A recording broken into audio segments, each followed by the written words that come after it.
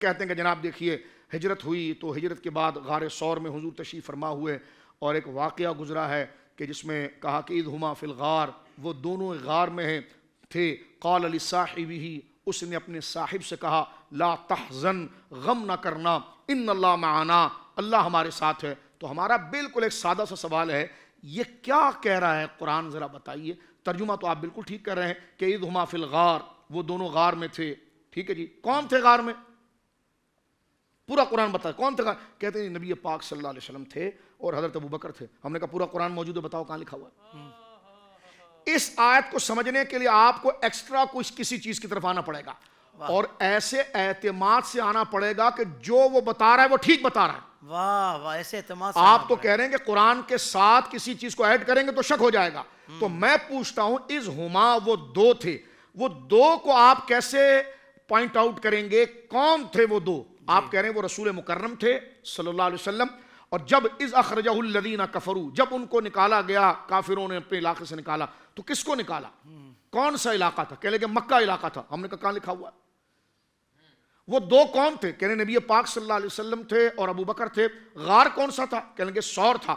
تو ہم نے کہا نہ قرآن میں ثور کا لفظ ہے، نہ رسول مکرم کا نام موجود ہے، نہ مکہ کا لفظ قرآن کے اندر موجود ہے، نہ ابو بکر صدیق کا نام موجود ہے۔ یہ ساری اضافی، ہمیں تو آپ زائد کہتے ہیں، یہ ساری زائد باتیں آپ نے کہاں سے سیکھی؟ تو کہتے ہیں یہ تاریخ میں آیا۔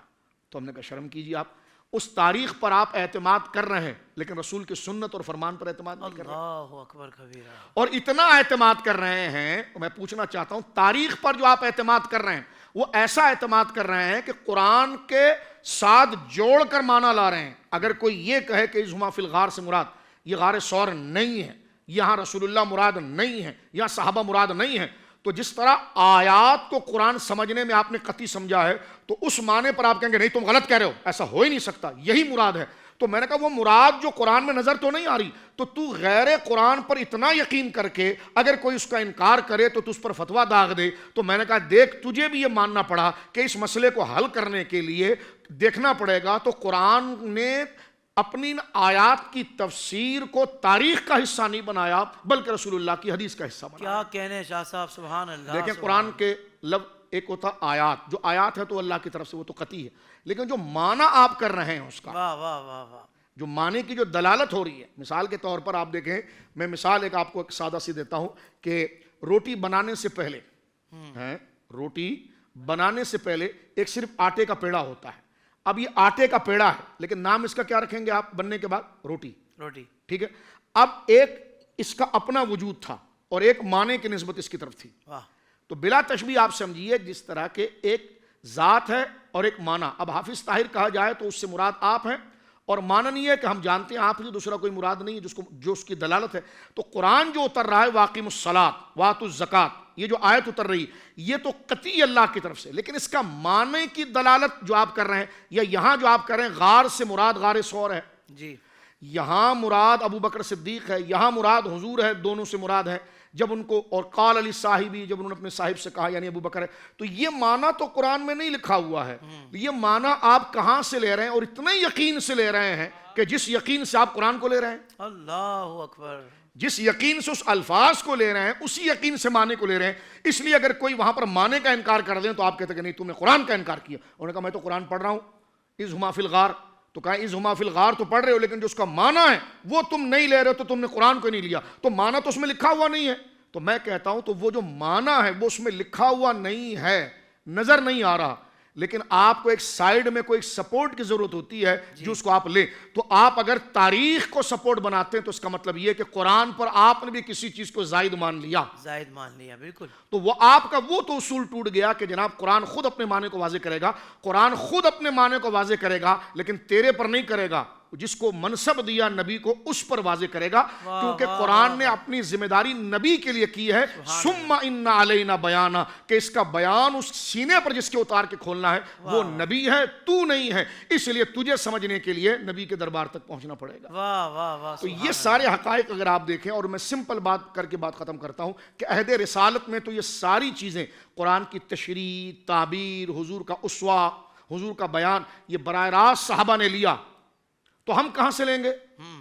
تو وہی بیان احادیث میں جمع ہوا ہے اور ہم وہاں سے لے رہے ہیں. تو یہ اگر سرسری طور پر اگر آپ دیکھیں گے اور امت کا تعامل دیکھیں گے، اور قرآن نے خود کہا ہے نا کہ وَمَن يُشَاقِقِ الرَّسُولَ مِن بَعْدِ مَا تَبَيَّنَ لَهُ الْهُدَىٰ وَيَتَّبِعْ غَيْرَ سَبِيلِ الْمُؤْمِنِينَ نُوَلِّهِ مَا تَوَلَّىٰ وَنُصْلِهِ جَهَنَّمَ وَسَاءَتْ مَصِيرًا، کہ جو رسول کے حق کو ظاہر کرنے کے بعد رسول کی مخالفت کرے اور مسلمانوں کی جماعت سے ہٹ کر کوئی راہ نکالے، تو رب کہتا ہے کہ ہم اس سے ایسے ہی ناراض ہیں جیسے رسول کے گستاخ سے ناراض ہیں. کیونکہ دونوں رسول کی اور امت کی دونوں کی بات. وَمَن يُشَاقِقِ الرَّسُولَ مِن بَعْدِ مَا تَبَيَّنَ لَهُ الْهُدَىٰ، اس کے بعد پھر وَيَتَّبِعْ غَيْرَ سَبِيلٍ، نبی کے حق بتانے کے بعد اگر نبی کے حق کا کوئی انکار کرے یا امت جس نظریے پر کھڑی ہوئی ہے اس سے ہٹ کر کوئی راستہ نکالے، فرمایا تو ہم اسے وَيَتَّبِعْ غَيْرَ سَبِيلِ الْمُؤْمِنِينَ نُوَلِّهِ مَا تَوَلَّىٰ وَنُصْلِهِ جَهَنَّمَ، ہم اسے ہدایت پھر نہیں دیتے، ادھر ہی دھکا دیتے ہیں. تو میں پوچھتا ہوں عصر عہد صحابہ سے لے کر آج تک امت نے حدیث کو حجت مانا، شریعت کی دلیلوں میں قرآن کے ساتھ سنت کو رکھا. اور یہ جو آپ بات کرتے ہیں بھائی فلاں حدیث میں آیا ہے کہ حضور نے کہا میری جو ہے وہ حدیث سے نہ لکھو، تو یہ تم نے کیسے پڑھ لیا؟ اور تم نے اس اعتراض کو کتنے یقین سے ہم پر کر لیا؟ تو تم نے اندر سے تو مان لیا کہ حدیث ہے، یعنی کیونکہ تم ہم پر جو الزام کھڑا کر رہے ہو، آپ سمجھیے جی. یعنی وہ یہ کہہ رہے ہیں کہ بھائی فلاں حدیث کے اندر آیا ہے، یعنی حدیث کا مقصد یہ نہیں ہے. وہ کہہ رہے ہیں کہ فلاں حدیث میں آیا ہے کہ جناب رسول کریم صلی اللہ علیہ وسلم نے ارشاد فرمایا کہ تم نہ لکھو بلکہ اس کو مٹا دو، حضرت ابو سعید خدری سے. میں کہتا ہوں ٹھیک ہے، سوال کا جواب ہم دیں گے آپ کو، لیکن یہاں سے یہ تو پتا چلا کہ آپ کو حدیث پر یقین آپ کو بھی آ گیا ہے.